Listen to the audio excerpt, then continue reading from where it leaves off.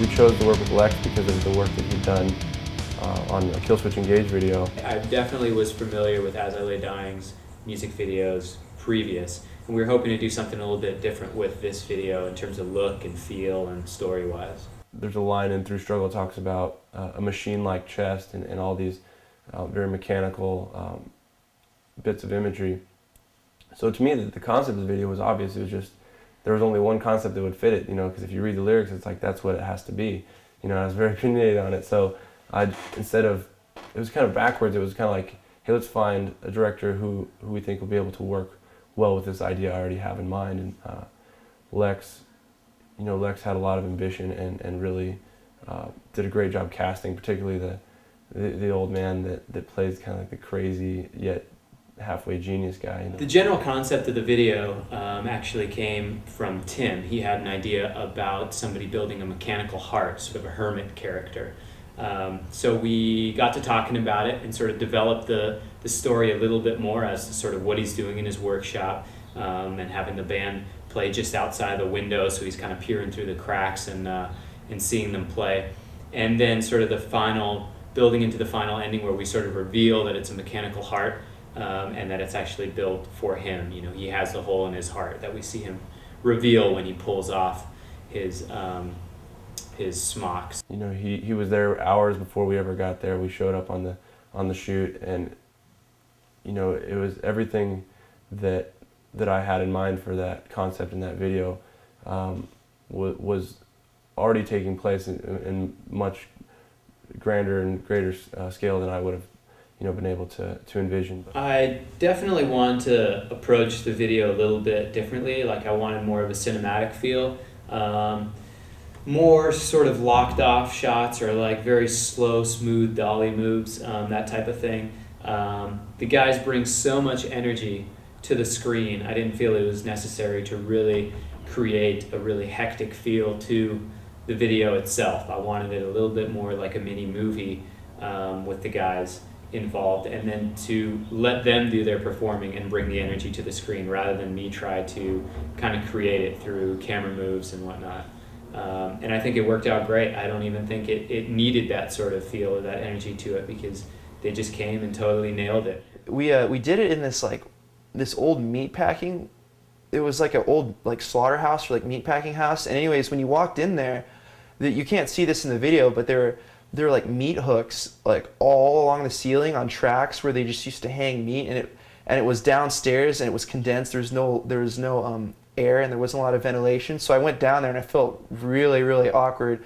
And the area of the room that we shot in, they had filmed a horror movie or something down there a couple days before, or a week before, and there was fake blood all over the wall, and I was just like, dude, this is kind of creepy. And so they sprayed it down, and that's why if you watch the Through Struggle video, the water, the ground that we're standing on is all wet, because they had to spray all the fake blood off of the wall.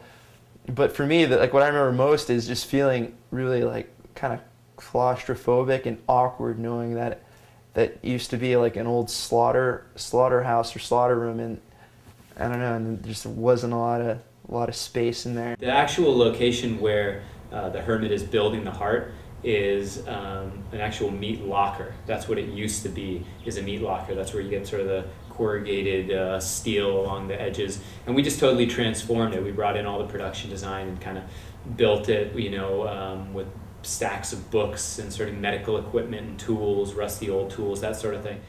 But it was really creepy, just crusty place, it was just and it was just kind of musty smelling, you know what I mean, like you're in a basement or something like that hasn't been cleaned in a while, it's just very musty smelling.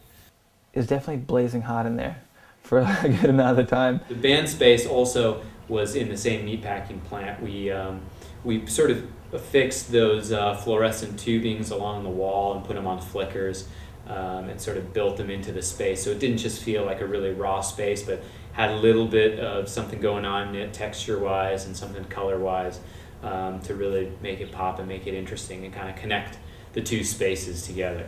When I actually came to edit the video, I edited with my editor, Russell Lichter, and we'd sat down and we sort of came to it a little bit different approach than what you sometimes see. I really wanted to kind of highlight pieces of the narrative at certain points and have it build kind of in pacing of what's going on, intercutting with the band performance. Sometimes editors sort of just cut straight band performance and then they just kind of throw in the pieces of the narrative where it fits best. I actually like to work a little bit of the other way around. There's really specific parts of the narrative, things happening that I want to be at certain places, you know, whether it's him welding or holding up the heart or, you know, that type of thing I have preconceived ahead of time. So when we go into the edit, I kind of lay all those pieces in with my editor into the appropriate places, and then we take all our selects, all the really cool moments that we feel work really well from the band performance, and sort of lay them in underneath that. So it's kind of mixing of the two, but we're definitely really specific as to like what's happening when type of thing with the narrative. It's not an afterthought, in other words. It was unique because when we actually saw, you know, the guy with a hole in his chest, you know, it was like a green screen. We couldn't even see how it's going to turn out. We didn't know. I hope it doesn't look cheesy. You know, it didn't look like a video game. You know, we had no idea. So actually seeing the full process come out and seeing the final cut of the video, it was super exciting to turn out exactly the way that we wanted it to come out. I was just really hoping to combine a really cool narrative with great band performance, you know, and having them work together, not be two totally different elements where we just see the band performing and then the guy building the heart. We want to connect them in a way through looking through the vents and tie them together. And I think it worked out really well in this video. We're all really stoked with it.